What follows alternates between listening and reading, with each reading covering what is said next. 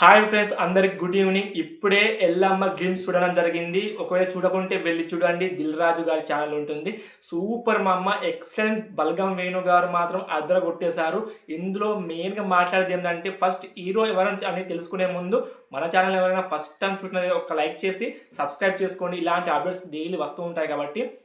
First of all, ఇందులో బలగం వేణు గారు ఇలా రాశారేమో కానీ ఎల్లమ్మ అనే స్క్రిప్ట్ని మాత్రం వేరేలో ఉంది.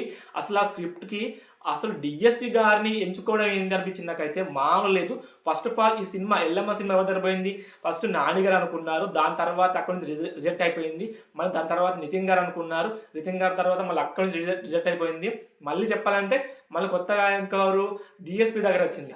డిఎస్పి గారు ఓకే చెప్పేశారు. ఓకే చెప్పిన తర్వాత నాకైతే ఒకటి డౌట్ వచ్చింది. ఏంటంటే, బలగం వేణు గారు తీసుకున్న సినిమాలో డిఎస్పి గారు ఉంటే కొంచెం, అంటే ఆయన డైరెక్టర్ కదా, మూవీ అంటే మ్యూజిక్ డైరెక్టర్ కదా, సో ఆయన కొంచెం సెట్ అవుతారా లేదా, లేకుంటే మంచి నటిస్తారా లేదా అనేది పెద్ద డౌట్ ఉండిపోయింది నాకైతే.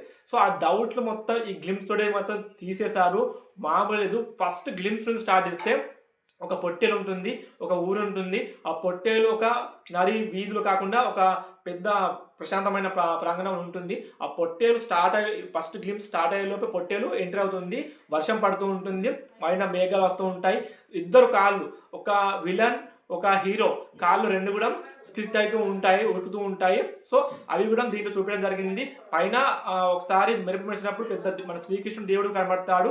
So out and totally glimpse కాకుండా దీంట్లో చెప్పాలంటే, ఫస్ట్ ఆఫ్ ఆల్ దీంట్లో విఎఫ్ఎక్స్ మాత్రం అద్రిపోయాయి. చాలా చాలా బాగుంది. అసలు ఎక్కడ సింక్ అంటే విఎఫ్ఎక్స్ వాడినట్లు అస్సలు అనిపించలేదు.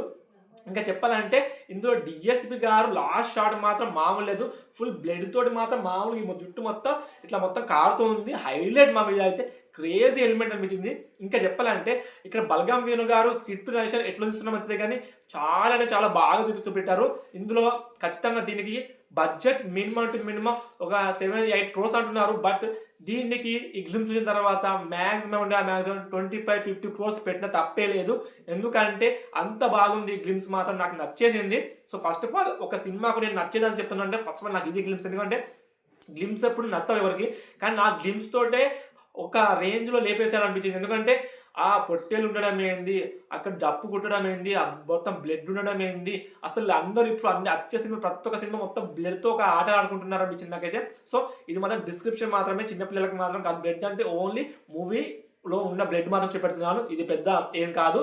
ఫస్ట్ ఆఫ్ ఆల్ ఒకటి చెప్పాలంటే, ఇక్కడ డిఎస్పి గారు మన దీనికి మ్యూజిక్ ఇచ్చారా అంటే డిఎస్పి గారు మ్యూజిక్ ఇవ్వలేదు అంటున్నారు కొంతమంది. సో నేను అనుకుంటున్నాను డిఎస్పి గారే తనకు మ్యూజిక్ ఇచ్చారేమో అని అనిపించింది నాకైతే.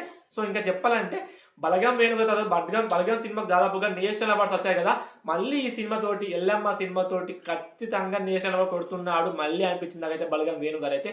సో నాకు తెలిసి ఈ స్క్రిప్ట్ నరేషన్ మాత్రం అద్రిపోయింది అనిపించింది.